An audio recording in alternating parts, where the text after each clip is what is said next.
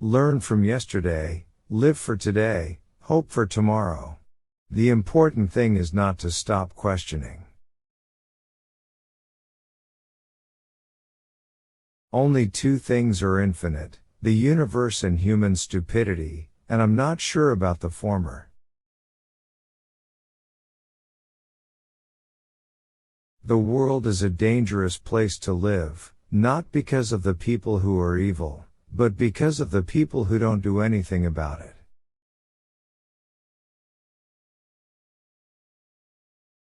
In matters of truth and justice, there is no difference between large and small problems, for issues concerning the treatment of people are all the same.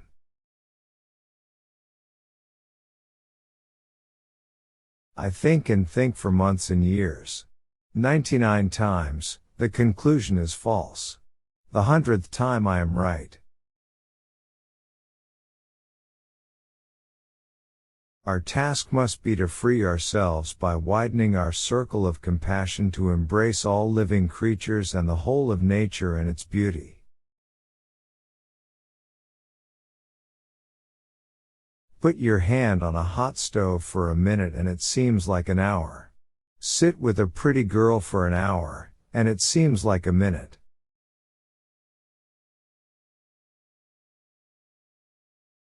When you are courting a nice girl, an hour seems like a second.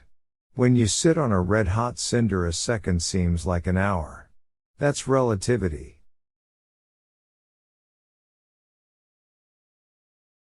Concern for man and his fate must always form the chief interest of all technical endeavors. Never forget this in the midst of your diagrams and equations. Only one who devotes himself to a cause with his whole strength and soul can be a true master. For this reason, mastery demands all of a person. I do not believe in immortality of the individual, and I consider ethics to be an exclusively human concern with no superhuman authority behind it.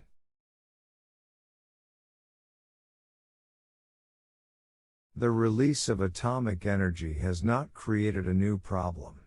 It has merely made more urgent the necessity of solving an existing one.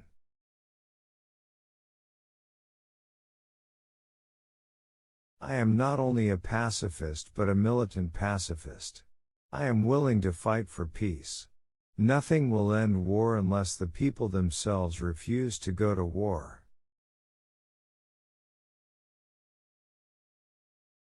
To raise new questions, new possibilities, to regard old problems from a new angle, requires creative imagination and marks real advance in science.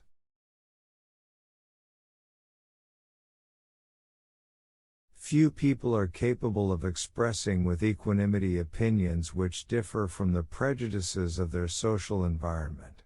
Most people are even incapable of forming such opinions.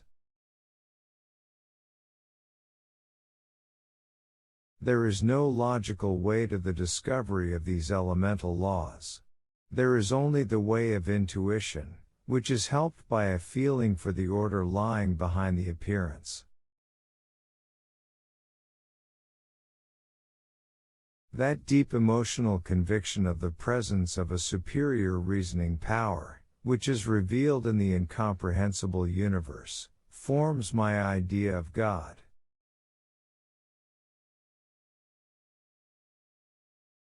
Reading, after a certain age, diverts the mind too much from its creative pursuits. Any man who reads too much and uses his own brain too little falls into lazy habits of thinking.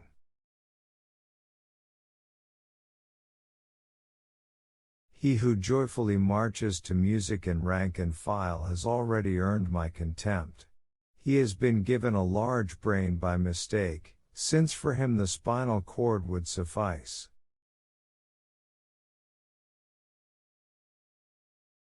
It stands to the everlasting credit of science that by acting on the human mind it has overcome man's insecurity before himself and before nature.